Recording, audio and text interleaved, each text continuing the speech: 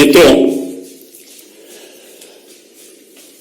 Bharat bashing brigade की Modi bashing सनक Bharat bashing साजिश के हद तक पहुंच चुकी है। और ये जो भारत बैशिंग ब्रिगेड है, जो मोदी बैशिंग ब्रिगेड के रूप में कभी जाना जाता है, वो आज भारत बैशिंग ब्रिगेड के रूप में हिंदुस्तान में भारत को बदनाम करने, भारत की अनेकता में एकता की छवि को धूमिल करने, भारत की संवैधानिक प्रतिबद्धता को चोट पहुंचाने और भारत के जो सांस्कृतिक राष्ट्रवाद है, जो भारत का सांस्कृतिक राष्ट्रवाद है, वही हमारी संवैधानिक प्रतिबद्धता है, कॉन्स्टिट्यूशनल कमिटमेंट है। और जो लोग भारत के सांस्कृतिक राष्ट्रवाद की संस्कृति और संस्कार से अनभिज्ञ हैं, वो आज मोदी बैशिंग की सनक में भारत बैशिंग की साजिश की पराकाष्ठा तक पहुंचे हैं। कल जब देश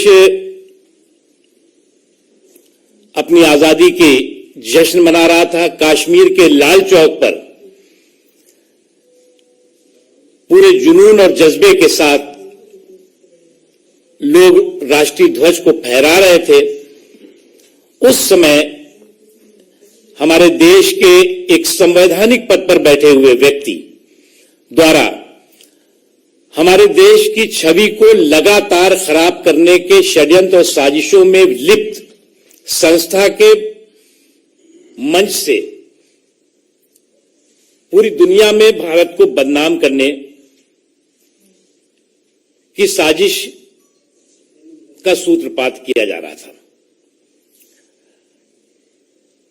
वहां पर जो है वो भारत में असहिष्णुता की बात कही जा रही है, भारत के राष्ट्रवाद पर सवाल खड़े किए गए।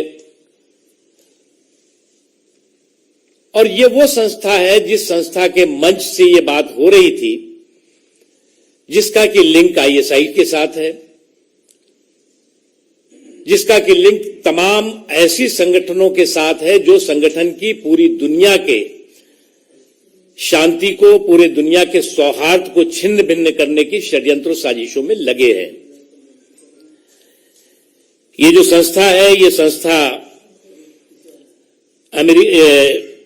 संगठन का नाम उसने दिया हुआ है, उसमें इंडियन अमेरिकन मुस्लिम काउंसिल नाम दिया हुआ है, जिसका लिंक की सिमी से भी है। और अभी त्रिपुरा में जो आपने देखा था कि एक दंगों का माहौल दिखाने की कोशिश की गई थी, उस पूरे के पूरे षड्यंत्र और साजिश में भी इस संस्था का लिप्त होना पाया गया है।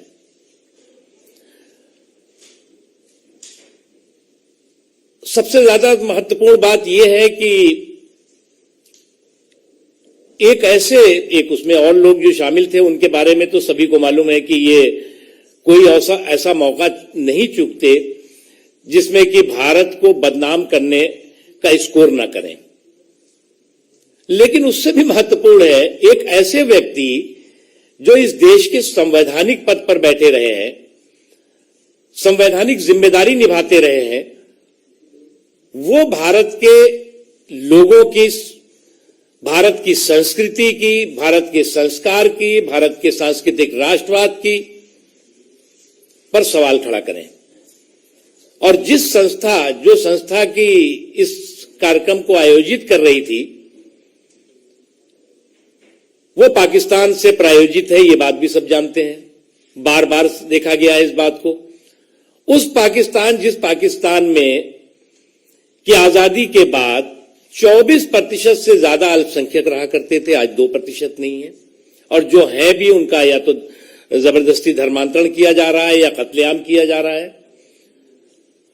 वो पाकिस्तान जो पाकिस्तान की आतंकवाद की फैक्ट्री बना हुआ है, उस पाकिस्तान के प्रायोजित संगठन की संस्था के कार्यक्रम में हमारे एक संवैधानिक पद पर बैठे हुए व्यक्ति का जा करके और भारत को बदनाम करने और भारत को के बारे में दुष्प्रचार करने का जो षड्यंत्र है निश्चित तौर से स्ट्रांगली कंडेमेबल है। इसको बुरी तरह से मजबूती के साथ इसका जो है वो निंदा करते हैं हम, और निंदा ही नहीं बल्कि हम उनको आगाह करते हैं कि उनका रिपीटेड इस तरह का व्यवहार दिखाई पड़ रहा है। क्या उनसे मैं एक सवाल पूछना चाहता हूं कि जिस संगठन, जिस देश के प्रायोजित संगठन के कार्यक्रम में वो थे, क्या उस देश में कोई हिंदू समाज का राष्ट्रपति हो सकता है क्या? उपराष्ट्रपति हो सकता है क्या? आप इसी सांस्कृतिक राष्ट्रवाद का संस्कार है, संस्कृति है, जो हमारा देश पंथ निरपेक्ष देश है, और हमारा जो सांस्कृतिक राष्ट्रवाद है वो पंथ निरपेक्षता की गारंटी है। सहिष्णुता हमारा संस्कार है, हमारी संस्कृति है। इसके लिए किसी से भी हमें ज्ञान की जरूरत नहीं है, और हम इस बात की निंदा तो करते ही हैं, साथ ही साथ हम जो हमारे इस संवैधानिक पद पर मौजूद बैठे हुए सज्जन थे उनको भी हम कहना चाहेंगे कि बेहतर होता कि वो हमारे देश के अल्पसंख्यकों के हालात पर ज्ञान देने के बजाय जिस संस्था और जिस देश की प्रायोजित संस्था के मंच से ये काम कर रहे थे, वहां पर वहां के अल्पसंख्यकों, वहां के हिंदुओं, वहां के सिखों, वहां के क्रिश्चियंस के साथ किस तरह का जुल्म हो रहा है उस पर भी दुनिया को ज्ञान देते।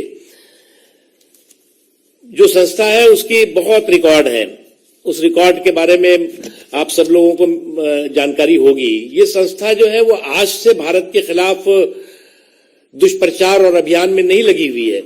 आप एक लंबी इस संस्था का जो है वो हिस्ट्री है, बल्कि ये एक भारत के खिलाफ दुष्प्रचार की हिस्ट्री शीटर संस्था है, और उस हिस्ट्री शीटर संस्था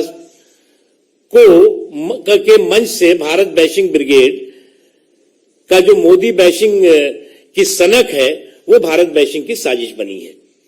और इसीलिए आज देश के लोगों ने ऐसे लोगों को आइसोलेट करना शुरू कर दिया है। ऐसे लोगों को न गंभीरता से लेते हैं, न गंभीरता से उनकी बात को कोई सुनता है। अब मुझे तो यही ताज्जुब हो रहा है, ये कहते हैं कि इस देश में टॉलरेंस नहीं है, सहिष्णुता नहीं है।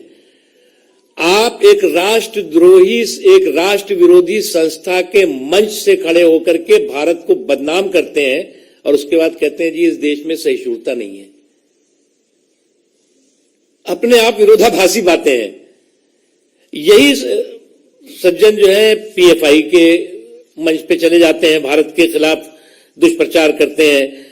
कई और ऐसी एक लिस्ट है लंबी। आप देखिए, एक बात आपको देखना होगा, हमारे देश के सेना ने जब सर्जिकल स्ट्राइक की तो सबूत किसने मांगा था? पाकिस्तान ने। सवाल किसने पूछा था? कांग्रेस पार्टी ने। ये जो सबूत और सवाल की जुगलबंदी है पाकिस्तान और कांग्रेस पार्टी की, ये किसी से छिपी नहीं है। और वो कभी भी, मुझे तो लगता था कि ये ग्रैंड ओल्ड पार्टी जो आज पूरी तरह से परिवार के घोंसले में सिकुड़ती जा रही है, वो इतने गंभीर मुद्दे पर, ये भारतीय जनता पार्टी, सरकार, नरेंद्र मोदी जी का विषय है नहीं, ये भारत का विषय है। और इसीलिए मैंने कहा कि ये जो भारत बैशिंग ब्रिगेड है, इसकी मोदी बैशिंग सनक जो है वो भारत बैशिंग की साजिश तक पहुंच गई है। और कम से कम भारत बैशिंग की साजिश है, भारत को बदनाम करने की अगर साजिश षड्यंत्र कोई कर रहा है तो ये तो सभी को मुझे लगता है विरोध करना चाहिए और उसका निंदा करनी चाहिए, लेकिन वो नहीं करेंगे। अब इससे बड़ा उदाहरण तो इस देश के लोगों की सहिष्णुता का हो सकता है क्या कि आप संवैधानिक पद पर बैठ करके भी संविधान को गाली दीजिए, संवैधानिक पद पर बैठ करके भी इस देश के राष्ट्रवाद को गाली दीजिए, संवैधानिक पद पर बैठ करके भी आप इस देश की संसदीय व्यवस्था को गाली दीजिए, समाज को गाली दीजिए। अरे भैया, यही जो जिसे सांस्कृतिक राष्ट्रवाद कहते हो, यही हिंदुत्व का जो संस्कृत और संस्कार है, वो इस देश की सहिष्णुता, इस देश के पंथ निरपेक्षता की गारंटी थी, गारंटी है, गारंटी रहेगी। इसके लिए किसी की गारंटी के जो है वो प्रमाण पत्र की आवश्यकता नहीं है। देखो, मुझे लगता है कि चुनाव से है या किस चीज से है ये तो वो लोग अच्छी तरह जानेंगे, लेकिन चुनाव के रिजल्ट के बाद हर बार ऐसे लोगों के सूपड़े साफ हुए हैं। और ये देश की जनता जो है वो ऐसे लोग, जो लोग की इस देश में बिखराव और टकराव के जरिए सियासत करते रहे हैं, और कहीं ना कहीं जो है वो अल्पसंख्यक वोटों को जो है वो हाईजैक करने के लिए भी इस तरह के षड्यंत्र साजिशें होती हैं। इसलिए हमारे विकास का मसौदा वोट का सौदा नहीं है। हम राष्ट्रवाद के रास्ते पे है। सांस्कृतिक राष्ट्रवाद हमारी प्रतिबद्धता है, हमारी संस्कृति है, हमारा संस्कार है। इसके लिए किसी से हमें जो है वो कोई आपत्ति प्रमाण पत्र की जरूरत नहीं है। Thank you very much.